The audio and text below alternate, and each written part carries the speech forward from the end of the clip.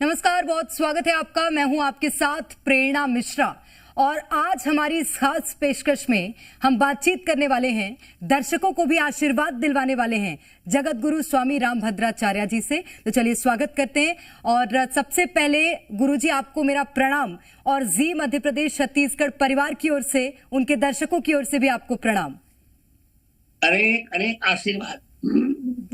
गुरुजी, सबसे पहला सवाल मेरा यही है, कहते हैं कि ईश्वर अगर कोई एक क्षमता हमारे शरीर से लेता है तो हमें दूसरी क्षमता देता है। सुना यह भी है कि रामभद्राचार्य जी ने साक्षात प्रभु श्री राम के दर्शन किए हैं। स्वरूप कैसा है उनका, जरा वर्णन कर दीजिए जी।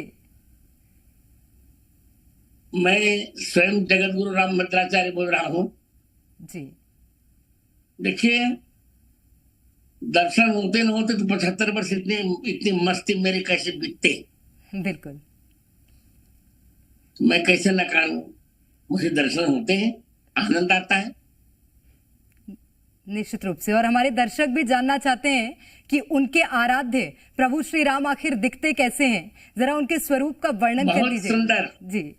बहुत सुंदर दिखते हैं, नीले वर्ण के, आसमानी वर्ण के, मधुर मधुर मुस्कुराते हुए, उघड़े हुए कपोल, घुघराले बाल, पीताम्बर, मौक्तिक माला, दशरथ जी के यहाँ घुटनों से चलते हुए, प्यारे प्यारे। निश्चित रूप से, बहुत खूब। तो दर्शक भी जान गए होंगे कि उनके प्रभु श्री राम कैसे दिखते हैं, क्योंकि जैसे ही स्वामी मैं बोल रहा हूँ, स्वयं बोल रहा हूँ मैं। बिल्कुल। स्वामी रामभद्राचार्य जी का जैसे ही नाम कोई सुनता है तो धर्म, आध्यात्म, सनातन सभी से जोड़ लिया जाता है। इस चर्चा को भी हम उसी ओर आगे बढ़ाते हैं स्वामी जी। और कहा जाता है कि धर्म और आध्यात्म दोनों एक ही नाव के दो पहलू हैं। इनमें अंतर क्या होता है, मैं आपसे समझना चाहूंगी। नहीं, धर्म और अध्यात्म दोनों पर्यायवाची हैं जी। और धर्म थोड़ा व्यापक है। अध्यात्म तो केवल परमार्थ से जोड़ा जाता है और धर्म को तो लोक परलोक दोनों से जोड़ा जाता है। बिल्कुल। मैं मानता हूं प्रेरणा जी कि अपने कार्यों को निष्ठा पूर्वक निर्वहन करना है सबसे बड़ा धर्म। निश्चित रूप से, बिल्कुल। और आध्यात्मिकता जो कि हम हमारे निजी दिनचर्या में करते हुए आ रहे हैं, भगवान की भक्ति, भगवान के भक्ति में लीन होना। गुरुजी, एक और सवाल है मेरा। एक बात आजकल जोर शोर से देश की राजनीति में उठ रही है, वो हिंदू राष्ट्र की। हिंदू राष्ट्र की मांग बहुत ओर से देखने मिल रही है, लेकिन कहा जाता है हिंदू शब्द हिंदी भाषा का नहीं है। तो क्या ये मांग नहीं उठनी चाहिए कि राष्ट्र सनातनी हो, हिंदू राष्ट्र नहीं? मैं प्रेरणा जी बोलूं जी। पहली बात तो ये सबसे बड़ी शरारत है, लोग करें हिंदू शब्द हिंदू राष्ट्र हिंदी नहीं है जी। मधुक्षरंत हिंदवः, जैमिनी शाखा में सिंधवा को हिंदवा ही कहा जाता है।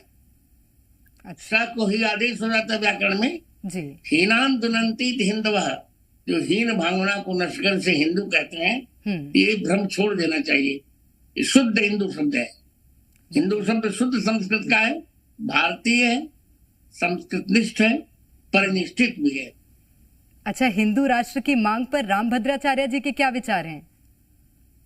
मेरे विचार तो यही हैं जी कि हिंदू राष्ट्र होना चाहिए।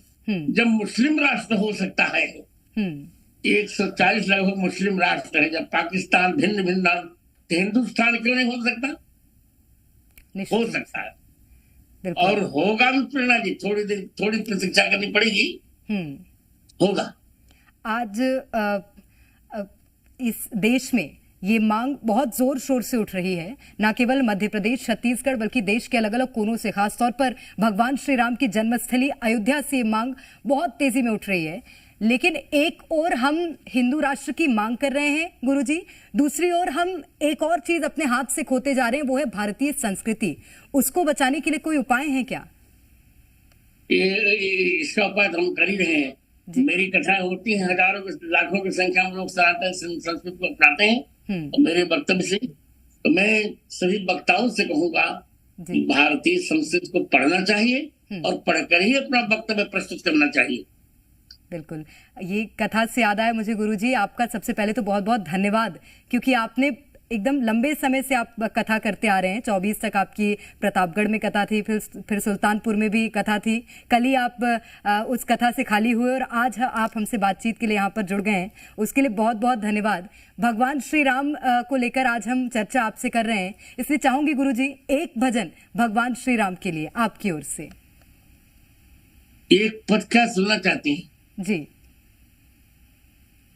मैं तो कहूंगा, मंगल भवन अमंगल हारी, द्रव सुदक्षरथ अजीर बिहारी, सत्य सौध पालक श्रुति सेतु, राम जन्म जग मंगल हेतु। बहुत खूब, बहुत खूबसूरत। गुरुजी, आपका आश्रम जिस स्थान पर है वो भगवान श्री राम की तपोस्थली है। भगवान श्री राम और भरत के मिलाप का भी स्थान वही है और भगवान ने अपने वनवास काल में सबसे ज्यादा समय भी वहीं काटा है। प्रभु श्री राम के उस तपोस्थली, उस दौरान की कोई जीवन काल की कोई चौपाई है क्या जो कि हम दर्शकों को सुना सकें? चित्रकूट रघुनंदन छाए, समाचार सुनी सुनी मुनि आए। बिल्कुल, बहुत खूब। और एक और सवाल है मेरा, क्योंकि आज देश आधुनिकता की ओर बहुत तेजी से बढ़ रहा है। हम खुद भी कई तरह के प्रयास कर रहे हैं, चाहे हम एआई की बात कर लें, डिजिटल इंडिया की बात कर लें, और दूसरी ओर है हमारी संस्कृति। इन दोनों का तालमेल कैसे बना सकते हैं जो लोग इस वक्त? हो सकता है। जी, कैसे हो सकता है जी? प्राचीनता का नवीनता से समन्वय कर रहा ही तो संस्कृति है। संस्कृति शब्द का अर्थ होता मेल जी, अच्छी बातों को सबसे ले लेना। बिल्कुल, तो सर्वत्र अच्छी बातें मिल जाएंगी, लेना चाहिए। बिल्कुल, यानी कि अच्छी बातें लेने में गुरेज नहीं है, लेकिन हमें इस बात का अंतर मालूम होना चाहिए कि अच्छा क्या है, बुरा क्या है। जिस पर हमारी आत्मा प्रसन्नता से समर्थन कर दे वही अच्छा है, और जिसका हमारा मन विरोध करे वही बुरा है। अच्छा गुरुजी, इस बात से मेरे को एक और बात याद आई कि आमतौर पर जब हम बात कर रहे होते हैं हमें लगता है कि हम जो कर रहे हैं वो ठीक है, वो सही है।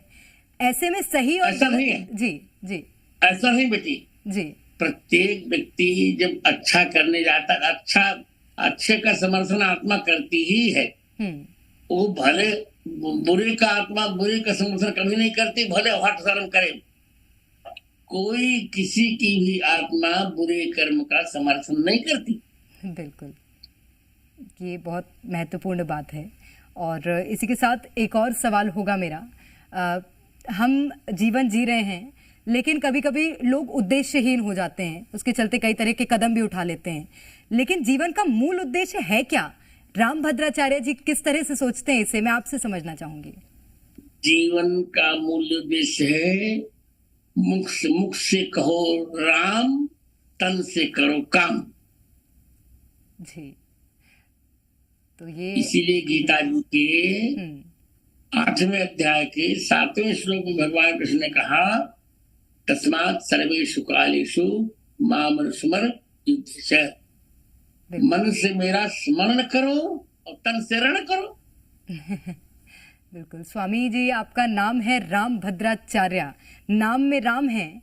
और मैं कथा आपकी मैंने भी सुनी है, भगवान श्री कृष्ण के जीवन का जिस तरह से आप उल्लेख कर रहे थे। कहा जाता है विष्णु के ही अवतार हैं राम भी, विष्णु के ही अवतार हैं कृष्ण भी, लेकिन दोनों के जीवन काल में, जीवन जीने के तरीके में और दोनों के उद्देश्य में बहुत फर्क था। आप क्या फर्क समझ पाते हैं? जी, अंतर ये है जी, श्री कृष्ण की कथा तो सुननी चाहिए, वो श्रवणीय है, अनुकरणीय नहीं है। राम जी की कथा सुननी भी चाहिए और जीवन में उतारने का प्रयास भी करना चाहिए। निश्चित रूप से। आज वर्तमान की अगर मैं बात करूं, हमारे जीवन में कौन सी ऐसी चुनौतियां हैं गुरुजी जो कि आप समझ पा रहे हैं, और आम प्राणी को उन चुनौतियों का सामना कैसे करना है? प्रत्येक जीवन का प्रत्येक क्षण चुनौती से भरा हुआ है जी। तो मुझे तो यही लगता है कि प्रत्येक क्षण हमारा चुनौती से भरा हुआ है, और चुनौतियों का सामना वही कर सकता है जिसके जीवन में भगवान का स्नेह होता है, जिसके जीवन में भगवान का अनुराग होता है, जिसके जीवन में माँ भारत माता का आशीर्वाद होता है। बिल्कुल। और स्वामी रामभद्राचार्य जी ने एक रामायण आपने खुद लिखी है, जिसमें कि तुलसीदास जी की रामचरितमानस से कुछ चीजों को संशोधित कर कर वो रामायण लिखी गई है। नहीं नहीं जी नहीं प्रेरणा जी, मैंने स्वयं नहीं लिखी है जी। मुझे दुख इस बात का है कि मीडिया वाले लोग संशोधन और संपादन का अंतर नहीं समझते। मैंने रामायण का संशोधन नहीं किया है, मैंने संपादन किया है। संपादन का अर्थ होता है कि पुरानी प्रतियों से प्रामाणिक पाठ को ले लेना। तो गीता प्रेस ने 4200 गलतियां की हैं, पुरानी प्रति से नहीं लिया, और मैंने पुरानी प्रति से लिया। संपादन मेरा प्रामाणिक है। इन लोगों ने मेरे पर कोर्ट में मुकदमा किया और मैं मुकदमा जीता, और डबल बेंच ने कह दिया कि सबसे प्रामाणिक संपादन जगत गुरु रामभद्राचार्य का है। और ये निश्चित रूप से मैं भी इस बात को स्वीकार करती हूँ, क्योंकि मैंने भी उस रामायण को पढ़ा है जो स्वामी रामभद्राचार्य जी ने लिखी है। हालांकि मैंने पूरी तरह से वो रामायण नहीं पढ़ी है, लेकिन मैंने कुछ मैं आपको मैं पूरा ढकरा प्रेरणा जी। चलिए, ये आपके आशीर्वाद स्वरूप मैं स्वीकार करूंगी गुरुजी।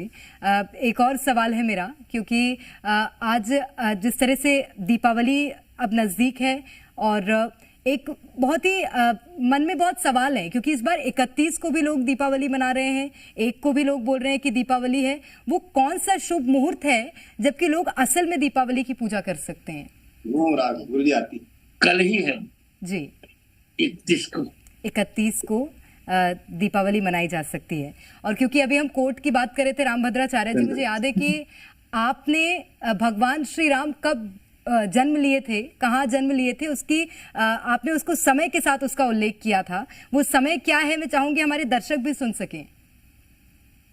किसका समय? आपने भगवान श्री राम का जन्म जब हुआ था उस समय का भी उल्लेख आपने किया था।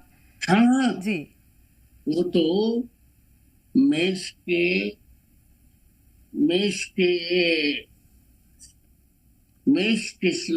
सूर्य मकर में, मेष के सूर्य, मकर के मंगल, तुला के शनि, कर्क के बृहस्पति और मीन के शुक्र जब होते तब राम जी का जन्म माना जाता।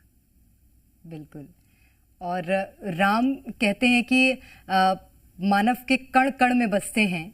हमारे अंदर राम है, हमारे बाहर राम है। चित्रकूट में अगर कोई जाए तो चित्रकूट में तो पूरा माहौल ही भक्तिमय और राममय नजर आता है। क्या बात होते, यहाँ तो 12 वर्ष तक भगवान रहे थे, और न्यायतः चित्रकूट कभी छोड़ते ही नहीं भगवान राम। बिल्कुल। और वो बहुत ही पावन भूमि है, निश्चित रूप से मैं ये स्वीकार करती हूँ। मैं हाल ही में चित्रकूट से आई हूँ गुरुजी, और मुझे आपसे मिलने का सौभाग्य नहीं मिल पाया, मुझे उसका दुख भी है। लेकिन अगली बार आऊंगी मैं आपसे। जी, अरे अपनी बेटी को फिर हम बुलाएंगे। आशीर्वाद आपका। एक और सवाल है मेरा, क्योंकि मध्य प्रदेश को कहा जाता है भगवान श्री राम की भूमि है। चित्रकूट के साथ साथ ओरछा भी एक स्थान है मध्य प्रदेश में, जहां पर भगवान श्री राम दिन भर वास करते हैं। अयोध्या रात्रिकालीन में जाते हैं। हम सभी भगवान श्री राम के जीवन का हम कहते हैं अनुयायी हैं हम भगवान श्री राम के जीवन के। बहुत से लोग कृष्ण को पूछते हैं, बहुत से लोग राम को पूछते हैं, और मुझे लगता है कि दोनों में थोड़ा मतभेद भी हो जाता है। वो मतभेद होना चाहिए या नहीं होना चाहिए? अपने दृष्टिकोण है, मतभेद नहीं होना चाहिए। राम कृष्ण कोई अंतर नहीं है। भगवान श्री राम आम जीवन को सबसे बड़ी सीख क्या देते हैं, आप क्या समझ पाते हैं? मर्यादा, मर्यादा, जीवन में मर्यादा होनी चाहिए। मर्यादा, और इसी के साथ मुझे लगता है प्राण जाए पर वचन न जाए। हालांकि आजकल ये संभव नहीं है गुरुजी। नहीं, सब कुछ संभव है। मैं एक और चाहूंगी कि स्वामी रामभद्राचार्य जी भगवान श्री राम की भक्ति में एक और भजन गा दें। अब तो गाने का समय मैं थक चुका हूँ जी, पर इतना जान दीजिए जी। और रघुवीर सरिस संसारा शील स्नेह निबाहन हारा। जय जय जय प्रणाम। बहुत शुक्रिया स्वामी जी आपका हमारे साथ जुड़ने के लिए और तमाम बातचीत के लिए।